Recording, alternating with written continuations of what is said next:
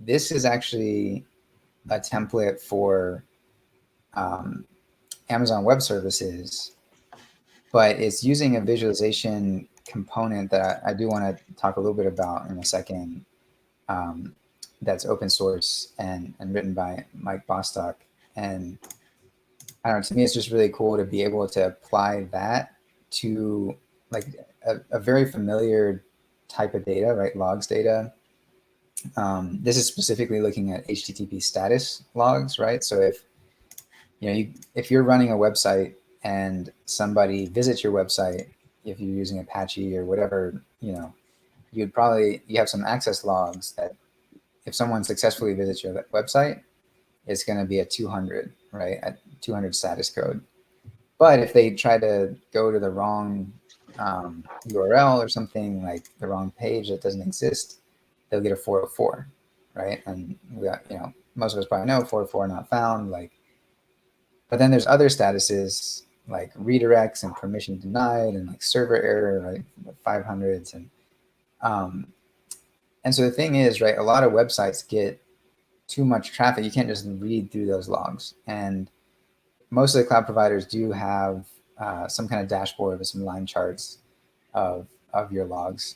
But what's really nice about this is like how compact it is, how much you can see at a glance. This is actually sort of based on a real event that happened to us where a deploy actually caused a bunch of 403s to start happening. Like somebody had a bug, and we use a dashboard like this internally. We actually use a different service for logs, and we'll be publishing a template for that pretty soon.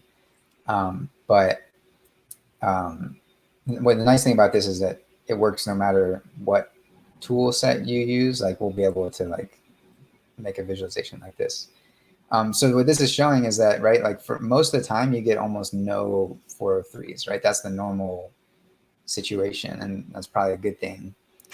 It's common to have 404s because there's like bots out there and scrapers and people just typing weird stuff in their URL, whatever.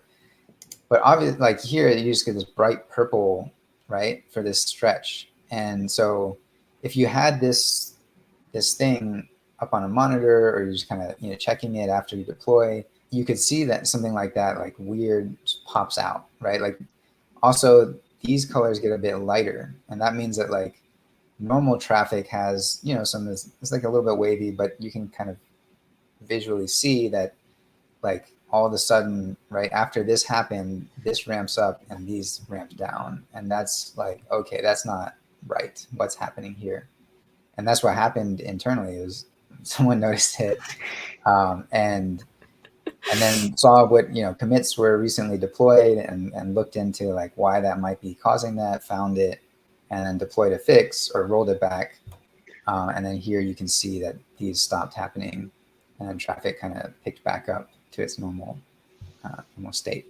Each line is a chunk of time, and so each pixel, like as I move my mouse, right, like this blue here is showing 8,000 within this like 15-minute interval. I believe that this sample data is based on 15-minute intervals. So this is going back over like several days because each pixel is 15 minutes, right? So you can see quite a lot of stuff in a very compact space. If this was like a line chart, this would be like really hard to read. And you can see that like, some of these things are just, they're happening, but really what this is helpful for is keeping on like some monitor. If you're in the office, you'd have like a monitor up with this on it, like refreshing. This does depend on you having AWS CloudWatch logs set up, which is a thing. I mean, I linked to the documentation, linked to the like AWS console. I think that, if you use that service, which many people probably do, you'll have it set up so that, like, let's say you have Apache on your servers, like AWS has an agent, like CloudWatch agent or something, that's like reading those logs and parsing it into their system. And then what we're doing is like, they have this idea of a log group. you tell us what that is, what its name is. If you like were to click on this link and you have AWS, it would show you the list of log groups that you have in a specific region. And then we use the Amazon SDK to like run a query against CloudWatch logs. And it's actually a very simple query. Like we're basically saying count all the, status codes.